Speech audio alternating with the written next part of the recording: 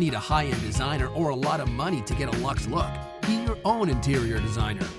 This is Affordable Interior Design, the podcast. Here's your host, Betsy Helmuth.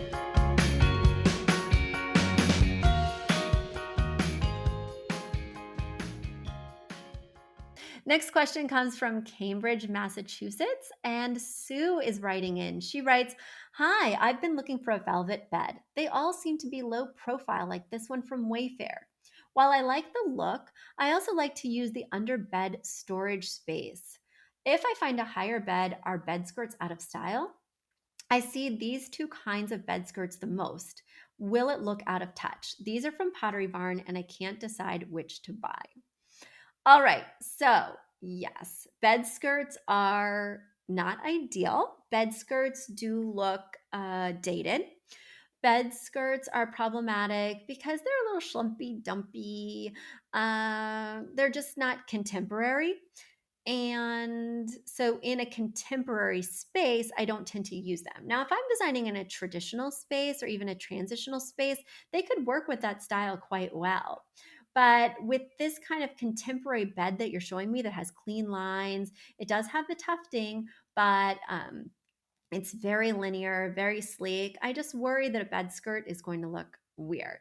Now, of course, you understand that a low profile bed does not take a box, or not a box spring. Well, it also doesn't take a box spring, but it doesn't take a bed skirt.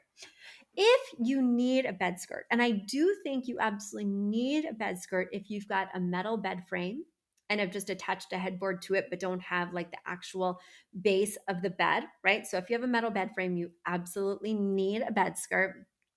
And if you do like to store a lot of junk under there, then you need a bed skirt, but it only works with, certain types of bed surrounds or bases. When selecting a bed skirt, you want to go with something that's very minimal. I like them to be sleek. They have ones called box pleat. You want to look for ones that are called tailored. You want to find ones that like have maybe a simple break in the middle, but otherwise are very flat. I don't like any bed skirts that have puckering, that have ruffles, that have ridges, anything that has any movement. No. Then it's like, I love a grandma as much as the next gal. In fact, there's a grandma in the room next to me who's about to enjoy a Thanksgiving meal, but they can take their bed skirts with them when they leave because I hate the ruffly frou-frou bed skirts. I don't care what style you're designing in, they are not okay. So as long as you leave the ruffles alone, as long as you pick a bed that requires a bed skirt or are using a metal bed frame, which makes it very affordable. And with the metal bed frame, you can heighten the bed with the risers. You just want to make sure to get a longer bed skirt, and they do have longer bed skirts, but you want to look for that in the description and the dimensions. So that way it completely goes to the floor and covers all your storage bins and boxes.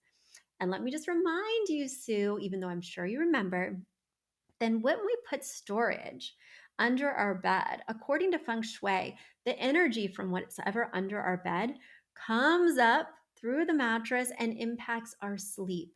So you want to make sure that the things that you're storing under the bed have restful connotations.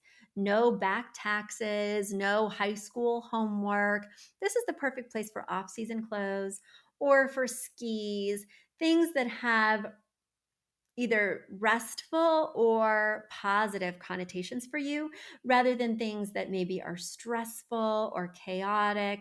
Speaking of chaotic, you want to make sure if you do have clothes under there that they're folded nicely, that if you are using those underbed shoe storage boxes, that the shoes are partnered nicely, because that chaos from just shoving stuff under there will also percolate and come up and disturb your sleep according to feng shui.